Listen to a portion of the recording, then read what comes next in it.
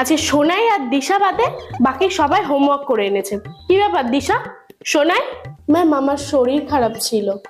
Ma'am আমারও শরীর খারাপ ছিল। আচ্ছা, দুজনেরই শরীর খারাপ ছিল।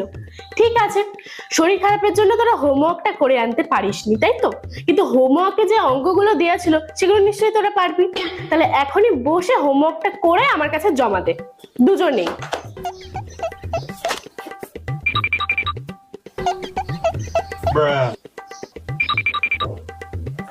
ম্যাম আমার কমপ্লিট হয়ে গেল।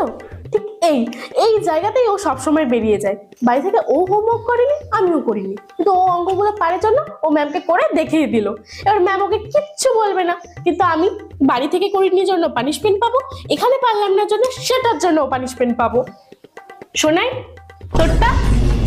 ম্যাম